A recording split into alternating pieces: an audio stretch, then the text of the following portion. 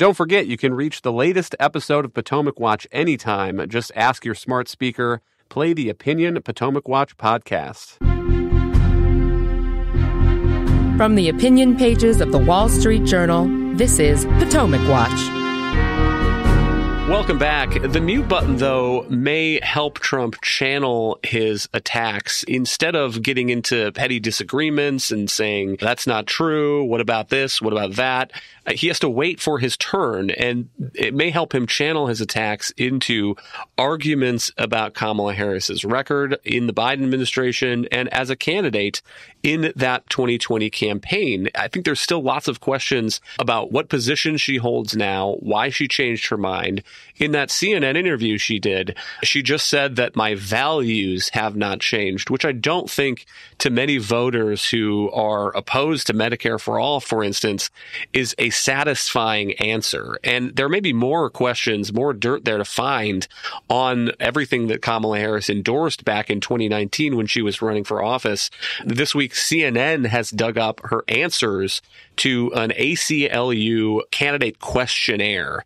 And here are a couple of the questions to which candidate Kamala Harris in 2019 said yes. Will you support the decriminalization at the federal level of all drug possession for personal use? Kamala Harris said yes. Will you commit to supporting D.C. statehood? Yes.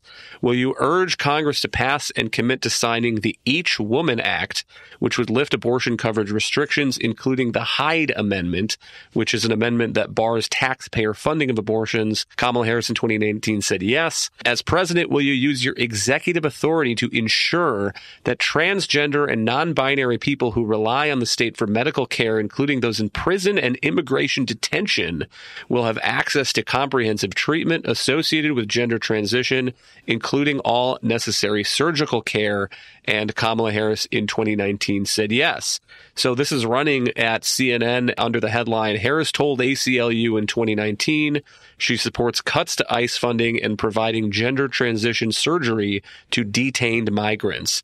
And Monet, those are the kinds of specific details that if Trump is able to marshal them and put them in front of an audience that could be tens of millions of voters, many of whom have not made up their minds, he could really put her on the defensive, at least I think, and force her to answer the question, what has changed between 2019 and now that you are advocating a whole different set of policy positions? Right. Those previous statements from Kamala Harris during her 2019 run for president are huge liabilities because of how out of step she is with the median American voter on issues like federal funding for gender transitions, abolishing border security, and the like. And ideally, from a strategic standpoint, she should have spent the past month or so in her own speeches being able to lay out her perspective on these issues as they exist now in her own words. But she has played a completely avoidance strategy instead. She's focused on total generalities in terms of creating an opportunity economy and things like that have no specificity whatsoever. Don't tell curious voters where she actually comes down on some of these controversial issues today. And so that has left her vulnerable to attacks from Trump if he's disciplined enough to be able to present those questions to her, or frankly, if the moderators are responsible enough to present some of these statements to her. The only disavowals that she's done so far are usually having campaign surrogates come out and say, well, she no longer believes that. But that's very different from saying why she's changed her opinion, what she actually believes now. And so I'm sure that the debate prep has been focused on creating short sound bites for her to give, similar to her evasion in the CNN interview that you referenced, where she just said, my values haven't changed. But frankly, that shouldn't be enough as long as Trump is focused enough to be able to actually remember what some of these far out positions were, put them in front of her. She's going to have a really hard time wriggling out of those stances, and she has completely failed to do the work up until now of laying the groundwork for being able to do that in an artful way. Bill, we give you the last word, but I wonder what your perception is of the state of the race. I have gotten the sense in recent days that the polling bump that Kamala Harris had seen when she took over the Democratic nomination coming out of the convention has stalled out a little bit. And just to provide a sense of the numbers, the Real Clear Politics national average now has Kamala Harris up by 1.1 percentage points. And there's a neat little feature here on its website where they provide this day in history. September 10th, 2020, Biden was up by 7.5. September 10th, 2016, Hillary Clinton was up by 2.7 percentage points. So that provides a sense of how closely divided this country seems to be as we get within a month and a half or so of the 2024 election.